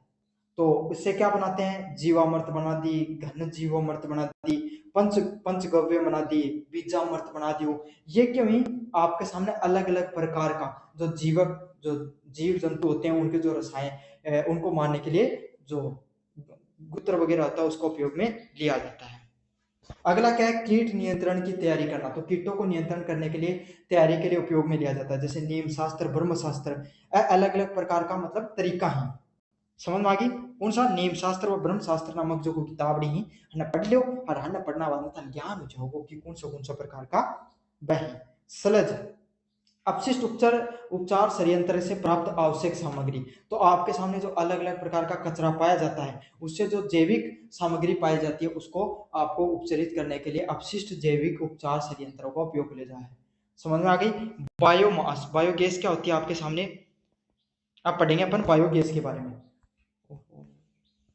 गोबर व अन्य अपशिष्टों से मीथेन गैस का उत्पादन करना। अब क्या करोगा थे, मान ले थारा गाय भैंस है ना, अब थारा खेती को नहीं तो भाई वो गोबर को क्या करो, तो वो गोबर से गोबर गैस को प्लांट लगा, उसको ज्यादा को नहीं 20-30 हजार रुपया को खर्चा लगवा लियो। अब वो क्या उन गोबर गैस का प्लांट में गोबर गैस दियो थे, अब क्यों ऑटोमेटिक तरीका से अपघटन की प्रक्रिया होगी। एक ना का साइड में क्या होगा, वो गोबर से गैस बन जाएगी और दूसरी साइड में जैविक खाद बन जाएगी। तो जैविक खाद को उपयोग कर सको थे खेती में थारे में, और जो थारे सामने जो गोबर गैस है सीएनजी की जगह यूज में ले सको। उप उत्पादकों के रूप में गोबर की स्लैरी व उच्च गुणवत्ता वाली जैविक खाद बनती है। तो गोबर गैसों के एक तो गैस को उत्पादनों को जिन उपयोग में लेके थे करना, कोई मान ले जो चीज बनाना चाहो सीएनजी की जगह उपयोग में ले इसको, और दूसरी जगह क्या है एक जैविक खाद में निकल जाए नाक का टैंक में, इससे क्या है उच्च गुणवत्ता की अपन जैविक खाद भी बना सका। अगला क्या है, जैव उर्वरक। जैव उर्वरक क्या होते हैं, राइजोसोम्स, एल्जेटोबैक्टर्स, एल्जोस्पर्मियम व पीएलपी नामक जो अलग अलग प्रकार के जो बैक्टीरिया होते हैं यह क्या करते हैं, जैव उर्वरकता के रूप में काम करते हैं। तो अलग अलग प्रकार का बैक्टीरिया, अलग अलग प्रकार का था बताया ना, पॉजिटिव कीड़ा जो थाना आगे बढ़ाना चाहो या पौधा भी आगे बढ़ाना चाहो तो ए प्रकार का कुछ कीड़ा है जिनका याद कर लो, ए कहीं पौधा ने जैव उर्वरक का रूप में कार्य करे। अब बात करें आपके सामने उपयोग विधियां, किस किस प्रकार से आप जैव इसका उपयोग कर सकते हो। तो पहला आता है आपको बीज उपचार करके। तो सबसे पहले क्या करोगे, आपके पास जो भी बीज है उसका आप उपचार करोगे। फिर क्या है, पौधे का रोपण करना, फिर पौधो लगाओगा और फिर मिट्टी में उसके मिश्रण में उपयोग में लेते हो। तो पहले क्या करते हो, बीज का उपचार करते हो, पौधे को रोपने का कार्य करते हो, फिर मिट्टी में उसका मिश्रण करने का कार्य करते हो। लाभ क्या होंगे, नाइट्रोजन स्थिरीकरण करना, फास्फोरस घुलनशीलता व मिट्टी की उर्वरकता में वृद्धि। तो आपके सामने जो नाइट्रोजन स्थिरीकरण है उसके उपयोग में लिया जाता है, फास्फोरस घुलनशीलता और मिट्टी की उर्वरकता की वृद्धि में इनके लिए उपयोग में लिया जाता है। अब जैविक खाद को नुकसान भी होंगे, कभी कोई चीज का फायदा थोड़ी हो, नुकसान भी तो थोड़ा बहुत। तो क्या धीमी प्रक्रिया, तो जैविक खाद बनना बहुत धीमी प्रक्रिया, धीरे धीरे कोई काम हुआ भाई, धीरे काम हो बहुत बढ़िया हुआ, जल्दी से काम हो जाएगा तो नुकसान ही करे कोई चीज कोई। अगले वाला पॉइंट क्या, भंडारण में कठिनाई। तो क्या जैविक खाद है भाई, जैविक खाद अब थोड़ा सड़न गलन से संबंधित है तो बदबू है, तो एक लिए क्या भंडारण से संबंधित बड़ी समस्या है। क्यों, उन खुद ना भाई एक बात बताओ, कम से कम 1 बीघा खेत के लिए भी बनाने के लिए थन थोड़ा बहुत खड्डो या फिर एक फार्म सो लगाना पड़ेगा, तो भंडारण की बड़ी समस्या आएगी। अगला क्या, प्राणी परिस्थितियों पर निर्भर, या क्या इन्वायरमेंट पर भी डिपेंड कर रहा है। समझ में आ गया। अगर ऐसा आपका पर्यावरण है जहां पर जैविक खाद बन सकती है तो आपके लिए आसान होगा, नहीं बन सकती तो वहां आपको बहुत ज्यादा कठिनाइयों का उपयोग करना पड़ेगा, फिर रसायनों का आपको अंत में उपयोग तो करना ही पड़ेगा। समझ में आ गया। तो फ्लो चार्ट है तो आप अच्छे से पढ़ लेना। अपन बढ़ते हैं यूनिट नंबर 3 की तरफ। क्यों, क्योंकि बहुत होगा लंबो टॉपिक है। पहला पॉइंट क्या है, जैविक पौधे का संरक्षण करना। तो जैविक पौधे को अपन किस प्रकार से संरक्षित कर सकते हैं। पहला है पौधा संरक्षण की आवश्यकता। भाई पौधा संरक्षण करने की जरूरत ही क्यों पड़ रही है, फसलों को कीट रोगों व खरपतवार से हानि से बचाने के लिए। तो भाई एक बात बताओ थे, कोई भी जैविक खाद डालो क्यों, क्यों डालो, ताकि कीड़ों नहीं लगे या फिर हमारी फसल को उत्पादन ज्यादा हो। तो यही है, फसलों को कीट रोग व खरपतवार की हानि से बचाने के लिए अपन क्या करते हैं, अपन जो जैविक पौधे के संरक्षण के लिए उपयोग में लिया जाता है। फिर क्या, रासायनिक कीटनाशकों का अधिक प्रयोग करना। तो अगर आप रासायनिक कीटनाशकों को अधिक प्रयोग कराना तो इससे क्या होगा, मिट्टी जल व स्वास्थ्य पर दुष्प्रभाव देखने को मिलता है। तो इससे क्या, मिट्टी भी प्रदूषित हुआ है, जल भी प्रदूषित हो व स्वास्थ्य भी प्रदूषित हो तो दिखाई दिया है। समझ में आ गया आपके सामने। अगला क्या है, जैविक पौधा संरक्षण करना, प्राकृतिक सुरक्षित व पर्यावरण अनुकूल उपायों पर आधारित होता है। तो जैविक पौधे में क्या होता है आपके सामने, प्राकृतिक रूप से सुरक्षित होता है और पर्यावरण अनुकूल उपायों पर आधारित होता है। जैविक पौधे का संरक्षण किस प्रकार का होता है, जहां पे प्राकृतिक रूप से सुरक्षित होता है जैविक पौधा होता है वो, और पर्यावरण अनुकूल उपायों पर आधारित होता है, उससे संबंधित आपको देखने को मिलता है। सांस्कृतिक विधियां, कल्चरल मेथड कौन से होते हैं, तो जिसमें आपको किसका उपयोग किया जाता है, फसल चक्र का। जो कीट व रोगों को चक्कर तोड़ने हेतु तो आपको किसका प्रयोग करते हैं अपन, फसल चक्र का प्रयोग में किया जाता है। समझ में आ गया आपको। अगला क्या है, मिश्रित खेती। तो कीट प्रकोप को कम करने हेतु तो अपन क्या करेंगे भाई, मिश्रित खेती क्या होती है, जिसके अंदर आपको कीटों का प्रकोप कम करने के लिए अलग अलग प्रकार की फसल बांधी अपने। समय पर बुआई, कीटों के अनुकूलन, मौसम से बचाव। तो आपने क्या करे हो भाई, अगर सही समय पे अगर आप फसल उगाते हो तो क्या होता है, एक मौसम ऐसा आता है जहां पर क्या होता है, कीट सबसे ज्यादा उत्पादित होते हैं। क्यों, उनका अनुसार अनुकूल मौसम हो, तो थे के करो फसल समय से बांधो ताकि कीट है वो टाइम टाइम पे लगेगा। भाई छोटा पौधा कीट के जल्दी सी खा बढ़ा, जल्दी सी खा पाओ, नुकसान कर पहुंचा तो थे टाइम से बाद दियो, तो इससे क्या हो जाओ, जो बाद में जाके जो फसल है नुकसान कीट से उनसे बच जाओ। गहरी जुताई, तो जो कीट के प्यूपा व लार्वा नष्ट होते हैं। तो अगर नीचे ज्यादा गहरे में अगर पौधा न बारे हो तो इससे क्या होगा, जो आपका ये प्यूपा व लार्वा है ये कम से कम बनाएगा, तो इससे क्या कम नुकसान होगा। स्वच्छ खेती, खपतवार व संक्रमित पौधे का अवशेष हटाना।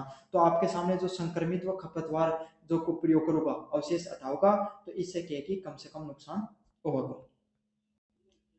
यांत्रिक विधियों की बात करें, किस प्रकार की विधियों प्रयोग कर सकते हो, कीटों को हाथ से चुनकर नष्ट करना। तो काफी बार क्या कर सकते हो, बड़ा बड़ा कीट ही तो एक दो पौधा ही तो आप हाथ छूट कहा, है ना। अगला क्या, प्रकाश व फोरमेन ट्रैप का प्रयोग करना। तो क्या कर सकते हैं, काफी बार क्या आपको लाइट वगैरह का उपयोग करते हो, इससे भी क्या होता है आपके सामने जो कीट है वो भाग जाएंगे। क्यों, लाइट न देखते ही भाग जाए ना कीट पतंगा, कि करना आ जाएगा, कि करना आ जाएगा तो मायने बेड़ा कर लो, है ना, जो यंत्र में। और दूसरा क्या है आपके सामने जो फोरमेन ट्रैप है उसको प्रयोग में लेके भी उन्हें डाल सको। पीली चिपचिपी पट्टियां, येलो जो स्कीपी ट्रस्ट कर सकते हो, उसमें रस चुमक कीटों के लिए। तो अया का जो मतलब पौधा के ऊपर क्या करती हो, कोई अया को एक रसायन छिड़क दियो, जिससे क्या है चिपक जाए उनका, जो क्या करें जूस, मतलब जो पौधा को रस खाना पीण ना है ना, उनके ऊपर क्या कर दियो, कोई रसायन छिड़क दियो, चिपचिपो जन पर वह लाग्या रह जाए। अगला क्या, कीट रोधी जाल व अवरोधक। तो क्या कर सको थे, कीट रोधी जाल है और अवरोधक का रूप में प्रयोग कर सको, काफी बार नेट वगैरह लगा सको, ताकि जो भाई कीट पतंग आई आवे को नहीं करना है। अगले वाला क्या, वनस्पति आधारित कीटनाशक। तो वनस्पति आधारित जो आपके सामने एग्रीकल्चर आधारित क्या कीटनाशक देखने को मिलते हैं, जिसमें क्या नीम का तेल व नीम शास्त्र का आप उपयोग में ले सकते हो, जिसमें क्या रस चूसक कीटों के लिए प्रभावी होते हैं। तो जो रस कीटक जो कीट वही उनके लिए क्या ही जो वनस्पति आधारित कीटनाशक है उनको उपयोग में हाँ ले सका। अगला क्या, तंबाकू का अर्क। तो काफी बार के तंबाकू पीने के काम को नहीं आवे थे, सोचो कि काम भर के आप पिल्ला उके लिए काम आवा है, कीटाणु भी मान को काम करे। समझ में आ गई। तो इससे क्या, जो चूसक कीट होते हैं, जो मतलब जूस वगैरह पीजे ही अपने कीट जो चूसन को काम करिए अपना पौधा ने, है ना, सुखा दी। तो इससे क्या जा हन के लिए एक उपयोग में ले सका, तंबाकू को अर्क है, तंबाकू ने उपयोग में ले सका।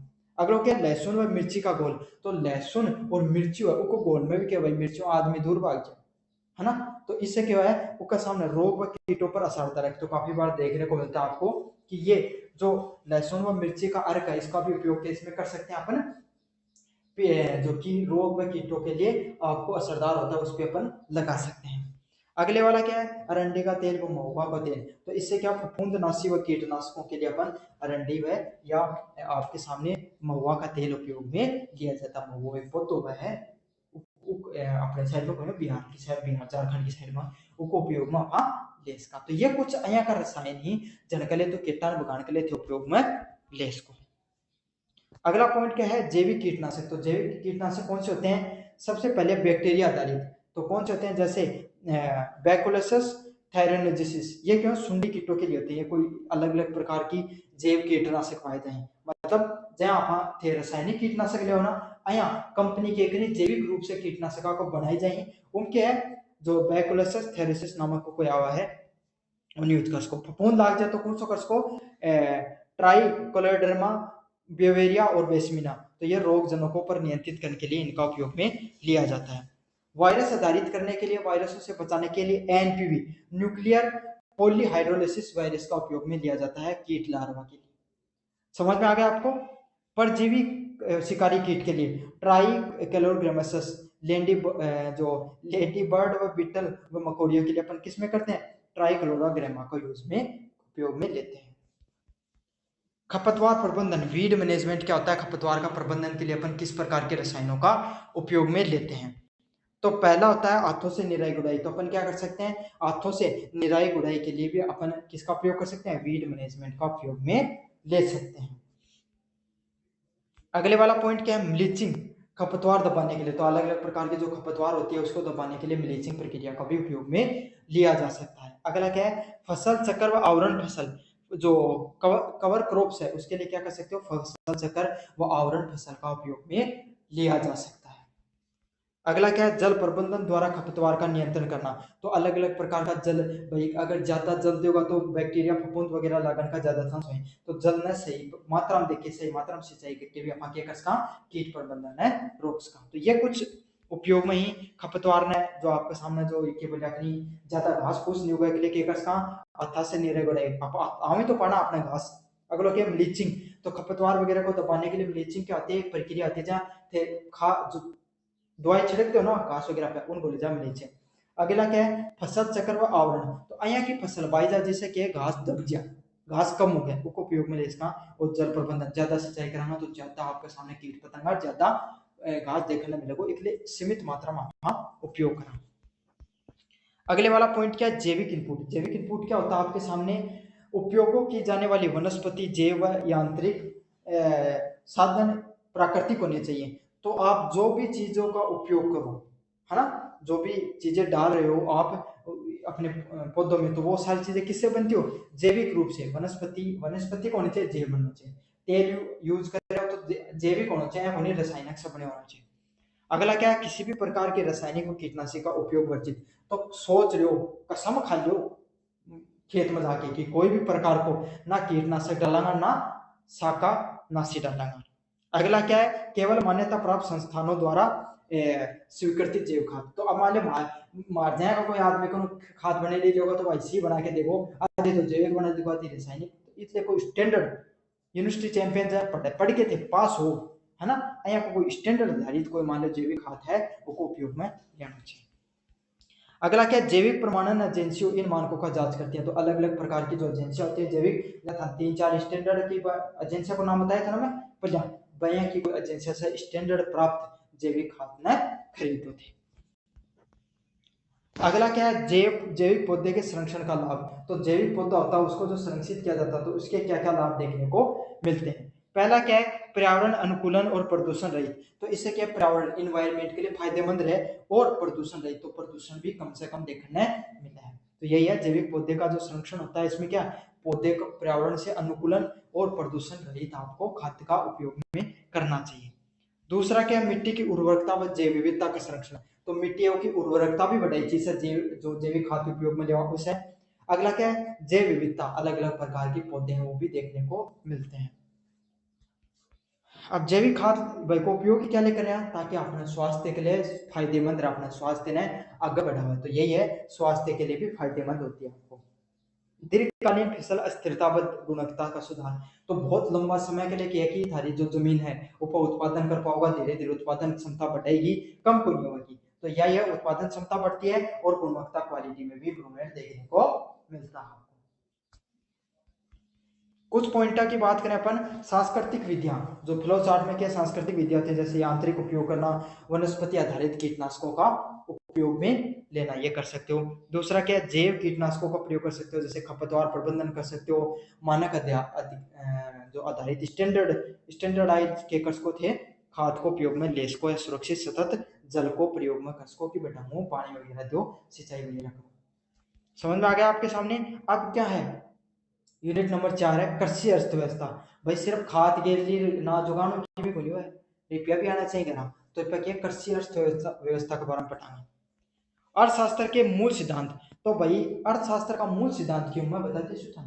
थे जाओ खेत में नाज उत्पादित कर लियो उत्पादित, तो क्या था ना, तो नाज ना बेचने की जरूरत है ना। और घरा को रामू शामू काकू कोई भी आदमी है जो मान लो थे उनने क्या उनने भाई घर पर आने का खेत हो नहीं, तो वह क्या कहते भाई खेत ने नाज ने खरीदना चाहो, तो जो नाज बेचना चाहे, समझ में आ गया।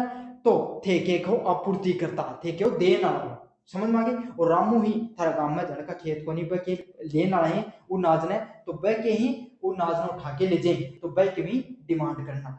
तो दो सिद्धांत अर्थव्यवस्था की, डिमांड एंड सप्लाई। डिमांड क्यों है, उपभोक्ता द्वारा किसी वस्तु को निश्चित मूल्य पर खरीदारी की इच्छा करना। मतलब उपभोग करता है, जो भी कोई उपभोग करता है, जो खान पीन के लिए, जो हमारे आप बाजार में जाके सब्जी लेके आओ, बाजार में जाके आप फल लेके आओ, तो आप क्या कर रहे हैं, डिमांड कर रहे हैं, अपना जरूरत है उस चीज की। तो जिसको जरूरत होती है किसी चीज की वो डिमांड करता है, और जिसका जरूरत की चीज पड़ी हुई है वो सप्लाई करे। समझ में आ गया था ना। मांग और आपूर्ति का संतुलन को क्या कहा जाता है, मूल्य निर्धारण के नाम से जाना जाता है।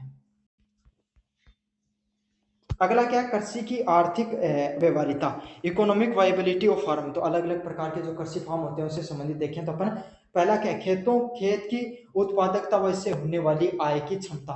तो खेत से जो उत्पादकता है और उससे संबंधित आपने जो कृषि है उससे संबंधित अपन चीजें ने समझाना। पहला क्या है, भूमि श्रम पूंजी प्रबंधन का कुशल उपयोग में लेना। तो भैया सीधी सीधी बात है, कितनी जमीन है, अब जमीन है 5 बीघा, मजूरिया लगा के काम करा रहे हो, तो पैसा बचा ले कौन बचाओ, बोला जाता नुकसान बचाओ। तो यही है, कितनो श्रम में उपयोग में लेना है, कठी पिसो यूज करना है, कितना आदमी कृषि में चाहिए, हर सब चीजों को प्रबंधन करना के अलावा है आपका सामने कृषि अवैधता के रूप में इकोनॉमिक वाइबिलिटी का नाम से जाना जाए। नहीं कमाई करोगा 10 रुपए की, खर्चो करोगा 12 रुपए की, तो 2 रुपए का तो घटो ना, तो 2 ही दिन में फार्म बंद हो जाओ। अगला क्या, उत्पादकता लागत से अधिक आय होना आवश्यकता है, कि जितनी लागत हो रही है उससे ज्यादा रुपया बचना जरूरी है, उससे ज्यादा आय होनी जरूरी है। अगर नहीं होगी तो किफायती उत्पादन फार्म खोलने को, क्यों, क्योंकि कोई भी चीज है वह आदमी 2 रुपये फायदा के लिए खोले। समझ में आ गई था। अगले क्या, उत्पादन के मूल सिद्धांत। तो कोई भी जो पौधा वगैरह उगा रहे हो उससे संबंधित जो उत्पादन कर रहे हो उसके क्या कुछ मूल सिद्धांत होते हैं, जैसे भूमि श्रम पूंजी और प्रबंधन करना, चारों के चारों क्या प्रमुख घटक है। जैसे जमीन है जो कृषि के लिए जो श्रम कर रहे हो, और पूंजी है जो पैसा और उसका प्रबंधन किस प्रकार से कर रहे हो, यही उत्पादन के 4 प्रमुख घटकों के रूप में उनको जाना जाता है। संसाधनों का उचित उपयोग करके लागत घटती है और लाभ बढ़ता है। तो जो भी थारा संसाधन है उनको अगर सही तरीका से उपयोग में लियोगा, समझ में आ गई, तो इससे क्या लागत घटेगी, खर्चों कम होगा और लाभ बढ़ेगा, 2 रुपए की कमाई ज्यादा होगी। समझ में आ गया। तो संसाधनों का उचित उपयोग करके लागत घटती है और लाभ आपका बढ़ता हुआ दिखाई देता है। खर्च करने करने के उपाय, तो खर्च करने के उपाय क्या हो सकते हैं, पहला जैविक खाद और बीजों का स्थानीय स्तर पर उपयोग करना। तो बीज वही खाद है उनको के स्थानीय स्तर पर उपयोग करना, मतलब जरूरी कोई बहुत तगड़ा तगड़ा स्टैंडर्ड का बीज लेके आओ, घर भी अपने आस पास में कोई खेत में कोई भाई अया कोई जन को बढ़िया नाज है, बढ़िया लेवल को खेत है, नाज को उत्पादन कर जब वो खाद अब हम बीज को उपयोग में ले सकते हैं। मशीनरी व सिंचाई साधनों का साझा उपयोग करना, भाई दो थारे घर में दो पिताजी ही, जरूरी थोड़ी है कि उनका घर ट्रैक्टर है तो दोनों आपस में मिलकर उपयोग में ले लियो, या फिर के दो दो सेट पानी का क्यों लिया सिंचाई करना, एक सेट लिया और दोनों मिलकर काम कर लियो, यही तो करा था, यहाँ भी कर सका। अगला क्या, कीटनाशक व रासायनिक और उर्वरकों की जगह जैव। तो भाई क्यों यूरिया क्यों डीएपी छिड़कनी, जल घना गोबर की खाद हो जाए। समझ में आ गया भाई, गोबर की खाद अपना कम हो जाए, काम पहुंचा लगे तो नहीं सारी क्या जरूरत है यूरिया छिड़कने की। समझ में आ गई। तो यही है, कीटनाशक और रासायनिक उर्वरकों के स्थान पर अपन जैविक खाद का भी उपयोग में ले सकते हैं, इससे क्या अपना कृषि में फायदा हो जाएगा। अगला क्या, आय बढ़ाने के तरीके। तो कैसे कैसे अपन 2 रुपए की ज्यादा कमाई कर सकते, एक बार हम समझाऊंगा। पहले क्या, बहुफसली खेती करना और मिश्रित खेती करना। भाई जरूरी क्यों है, क्यों बानो एक साल हमारा सरसों बजा, तो क्यों है बार बार क्यों बांगा, तो उत्पादकता कम होगी, और बीज में सरसों बांध देर के चनो वादी हो तो क्या ज्यादा फसल होती दिखाई देगी। मूल्य संवर्धन करना, मतलब अचार जैविक खाद उत्पादन करना। तो ऐया की बीच में खेती करी जा जो 2 रुपया की कमाई ज्यादा है, जै के भाई थे बीच में कोई फसल भाई वो साइड में कपास भी बाली थोड़ा बीघा 2 बीघा, तो क्या है ये दो कपास हूँ या फिर आया की कोई फसल बादी जो दो आजकल मूल्य ज्यादा लाग रहे, तो इससे क्या 2 रुपए की कमाई भी ज्यादा हो जाए। प्रत्यक्ष विपणन करना, डायरेक्ट मार्केटिंग। तो आप क्या कर सका भाई, एक तो आप मंडी में जाके कोई सामान बेचा, या आया भी कर सका आप डायरेक्ट ग्राहक ने देते, तो या चीज घटे फायदो सब्जी में ज्यादा फायदो देखने में। मंडी में जाके अगर थे सब्जी बेचोगा तो क्या होगा, 2 रुपए की कमाई थारा कम होगी पर सस्ता में खरीदेगा।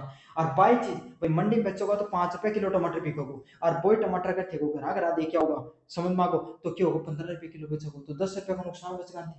तो क्या कर सको डायरेक्ट जो प्रत्यक्ष विपणन भी कर सको, डायरेक्ट मार्केटिंग भी कर सको, इससे 2 रुपया ज्यादा फायदो देखने में मिलेगा। अगला क्या फसल बीमा व सहकारी विपणन। तो कदे भाई बारिश होगी, कदे ज्यादा मतलब ओला पड़गा, नुकसान होगा तो क्या कर सको बीमा करा सको, ताकि जो थारे एक साल फसल नहीं हो तो बीमा मिल जा, 2 रुपए को थाने फायदो जा। अगला क्या उत्पादन लागत प्रणाली। तो उत्पादन लागत क्या है, कॉस्ट ऑफ प्रोडक्शन सिस्टम, कितना कॉस्ट ऑफ प्रोडक्शन कितना रुपए की लागत हो रही है उससे संबंधित अपन देखेंगे। पहला क्या है, बीज खाद सिंचाई श्रम परिवहन आदि की कुल व्यय, मतलब सारी की सारी चीजों को खर्चो कितनो लाग रहे हो, कितनो बीज पर खर्च हो, कितनो खाद हो, कितनी सिंचाई हुई, कितो श्रम हो, कितो परिवहन हो, तो इ पर कितनो खर्चो हो रहे टोटल बने लागत न करनो। अगलो क्या है, 3 अलग अलग प्रकार का खर्चा न नापे नहीं। पहला स्थिर लागत, जब भूमि भवन और सामग्री। तो भाई मान लो कोई आदमी का जमीन है तो जमीन का पैसा कौन ना, लेकिन आते नो बारे हो है ना, और 2 रुपया मतलब अँ कर फिक्स में बारे हो कि भाई 10,000 रुपये दे देगा था, तो वो खर्चो लाग रहा है 10,000 रुपये को। फिर क्या मशीनरी, मशीनरी क्यों है भाई, थे कोई ट्रैक्टर मंगायो है ना, या फिर कोई डीएपी छिड़कने के लिए कोई मशीन मंगाई, तो जो भी चीज है ये फिक्स खर्चा ही है वो नहीं होगा। अगला क्या है, परिवर्तित वेरिएबल खर्चों। यो क्यों है, मान लिया खाद है वह एक साल घर वाली यूज कर ली तो कम खर्चों को, एक साल बाहर न जाके गिरी तो ज्यादा खर्चों को। बीज क्या है, मान लो सरकार दे दियो कदे, या फिर घर वालों जो पिछले साल और बीज को उपयोग में ले लियो तो क्या है कम खर्चों को, बाहर बाजार में स्टैंडर्ड वालों लेके आओगा तो ज्यादा खर्चों को। अगला क्या सिंचाई, तो काफी बार क्या भाई बारिश बढ़िया हुई है तो सिंचाई कम कर जरूरत पड़ी तो कम बिजली को पिलायो, और एक साल को नहीं हुई कम तो ज्यादा सिंचाई करी तो ज्यादा खर्च हो। तो ये सब चीज कहीं कम बनती होती है, वेरिएबल कॉस्ट होती जाए। कुल लागत क्या होती है, स्थिर व परिवर्तित लागत, मतलब स्थिर लागत ने भी मिला दी और परिवर्तित लागत ने भी मिला दी तो क्या कुल लागत मिलके आ जाए। समझ में आ गई।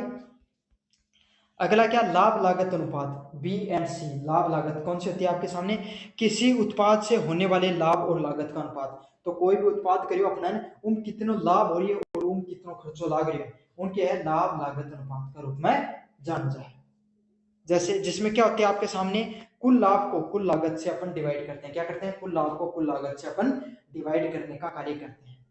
बीएससी क्या होती है, ज्यादा होती है तो कृषि में होने वाली लाभ की, मतलब कुल लाभ ज्यादा होगा कुल लागत से, तो जाना तो फायदा होगा ना। एक साल खेती करी और 10,000 रुपया खर्चो करो और 8,000 रुपया को सौदो बेचो तो क्या फायदा नहीं, कौन फायदा ना। और बेचो एक साल 30,000 रुपया तो 18-20,000 एक जात का बचेगा, तो वो क्या वो फायदा।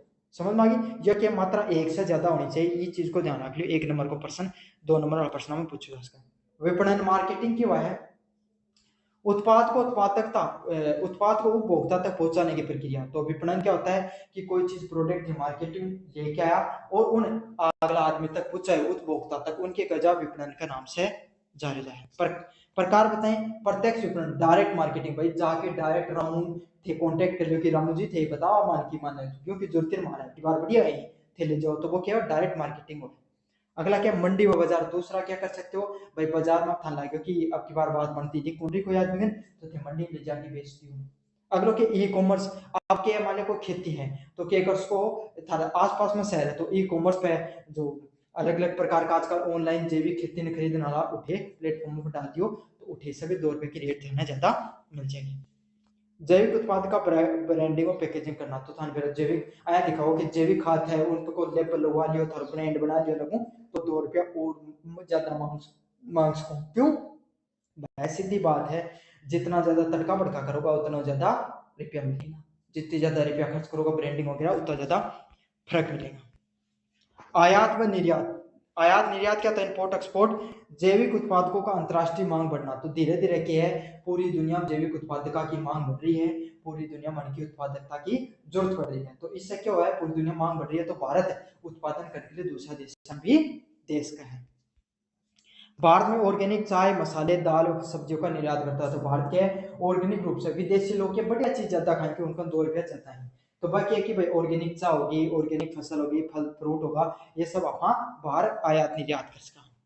निर्यात के लिए सर्टिफिकेट आवश्यक है, लेकिन आपको निर्यात करने के लिए भारत सरकार द्वारा सर्टिफिकेट की आवश्यकता पड़ती है। अगला क्या है, प्रोत्साहन की नीतियां। तो किस किस प्रकार की नीतियां अपनाती है सरकार? जैविक कृषि, जैविक परियोजना। तो एनपीओपी में था, एनपीओ पता है ना, राष्ट्रीय राष्ट्रीय जैविक नेशनल जो कृषि परियोजना है, बा परंपरागत कृषि विकास योजना, जो पहले का टाइम की जो परंपरागत रूप से जो कृषि ने विकास खंड जो परियोजना बनाई जा बा, और जैविक मशीनें राज्यों के लिए विशेष योजनाओं का उपयोग कर सकते हो, सरकार द्वारा सब्सिडी, परीक्षण व बाजार में सुविधा के लिए आप क्या करते हो, नीतियों का और प्रोत्साहनों का उपयोग में ले सकते हो। अगला क्या, खेत का निरीक्षण करना और प्रमाणन करना। तो खेत को निरीक्षण और प्रमाणन करने के लिए ठीक है, फार्म इंस्पेक्शन और कृषकों। जैविक उत्पाद के निर्यात और विपणन हेतु प्रमाणन आवश्यक। तो क्या होता है, जैविक जो भी कोई प्रोडक्ट उत्पादित कर रहे हो, तो एक लिए क्या कर रहे हो था ना, उन बेचने के लिए, आयात निर्यात करने के लिए क्या एक सर्टिफिकेट की जरूरत पड़े है। अगला क्या, एजेंसियां जैसे एनपीईडीए, एनपीओपी, पीजे इंडिया जैसी कुछ संस्थाएं होती हैं जो क्या करती हैं, खेत में आपको फार्म इंस्पेक्शन और सर्टिफिकेट देने का कार्य करती है। प्रक्रिया में क्या कर सकते हो, खेती का पंजीकरण। तो खेत है उनके सर्टिफाइड बनवा दो, खेत ने पंजीकृत कर दियो। खेत का निरीक्षण करवा सकते हो, कोई भी अधिकारी है वो खेत का निरीक्षण करके बता सकता है, कृषि अधिकारी, कि कहाँ आपको अपने जैविक खेती में बढ़ावा देने के लिए क्या क्या और इंप्रूवमेंट कर सकते हो। अगला क्या है, मृदा जल और उत्पादन परीक्षण कर सकते हो। तो आप क्या कर सकते हो, मृदा जो थारी मिट्टी है, पानी है, और उत्पादन परीक्षण को कार्य कर सको। अगला क्या है, प्रमाण पत्र सर्टिफिकेट जारी करो जा सका है। फ्लो चार्ट की बात करें अपन, मांग व आपूर्ति, उत्पादन सिद्धांत हो गया, खर्चे में कमी कर सकते हो। अगला क्या है, आय वृद्धि का उपयोग कर सकते हो, जैसे लागत व लाभ का विश्लेषण कर सकते हो। विपणन, घरेलू निर्यात, सरकारी नीतियों, प्रोत्साहन व मांग, डिमांड से आप कर सकते हो। तो ये आपके सामने कुल प्रकार का जो ऑर्गेनिक फार्म का जो काफी लंबा चौड़ा पेपर है, काफी हार्ड पेपर है, लेकिन भाई बात है मोचरकन पढ़ोगा तो वह कोई चीज हार्ड को नहीं, आराम से समझा दे, ऐसे समझा दे कि इंग्लिश बोलनी घड़ी आवा है मन, आगे इंग्लिश में भी पढ़ाऊंगा, लेकिन अब भी समझो मारवाड़ी में। ठीक है, प्रोडक्ट खरीदना तो क्लिक कर लियो और टेलीग्राम पर पीडीएफ